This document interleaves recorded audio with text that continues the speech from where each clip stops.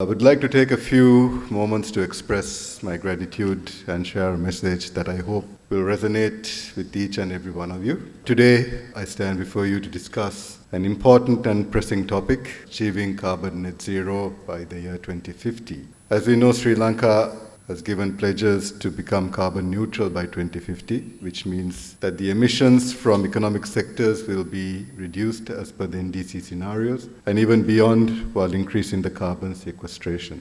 I would like to highlight some of the measures and key initiatives we have undertaken so far in order to pave the way in achieving carbon neutrality. Sri Lanka has made significant strides in expanding its renewable energy capacity.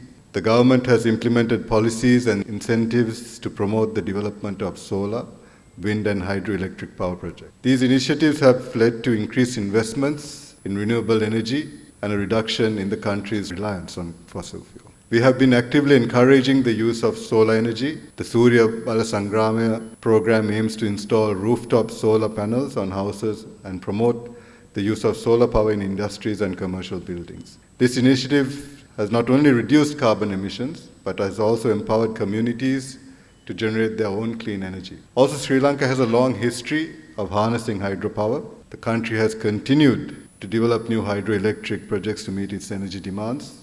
These projects not only provide clean energy, but also contribute to the country's carbon reduction goals.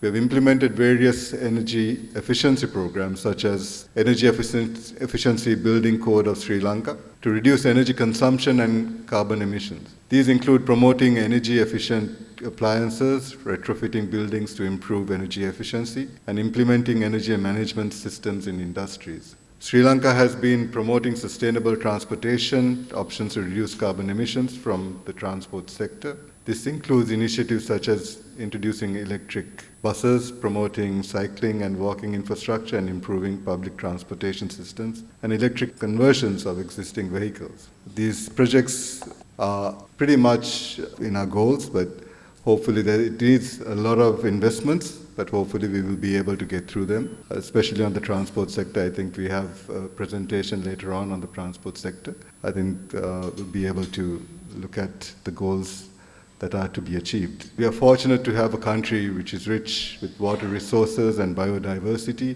The government is keen to protect these living resources and restore the degraded landscapes and seascapes to ensure high level of ecosystem services. The long-term sustainability of our ecosystem, both terrestrial and marine, will help in climate mitigation and climate adaptation, while increasing our income generation capacity. As such, we expect to capitalize on both Paris Agreement and conventions on biodiversity, recommendations in our green growth agenda that we think is the most appropriate way forward for climate and nature prosperity. Recognizing the potential impact of climate change on economy, social welfare and ecosystems, we are expanding our international partnerships with UN, bilateral and multilateral and international agencies to work towards minimizing impact of temperature changes and rainfall variation as a result of climate change. We see new challenges due to temperature changes such as enhanced diseases and reduction in agriculture productivity. We are thankful and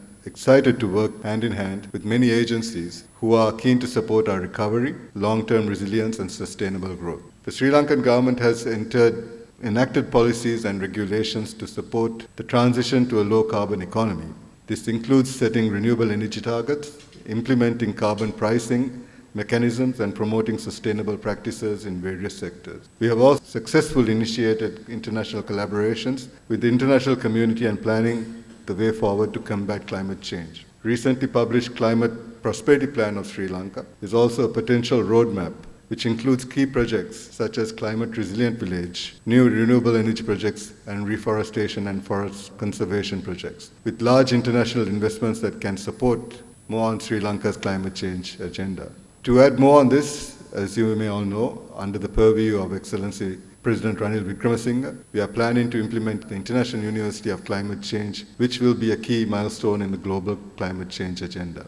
These actions demonstrate Sri Lanka's commitment to combating climate change and transitioning to a carbon-neutral future. While there is still work to be done, the country's effort reflects a positive trajectory towards achieving carbon net zero. As I conclude my speech today, I am reminded of the immense potential that lies within each and every one of us. The challenges we face may be great, but so too is our capacity for innovation, determination, and resilience. I would like to thank everyone here for being present at this program, and especially to the Ministry of the Environment. Dr. Jaisingh, I thank you for inviting me here today. And of course, to thank you to the UNDP, who has always helped us to achieve our goals in our climate change policies. Thank you very much.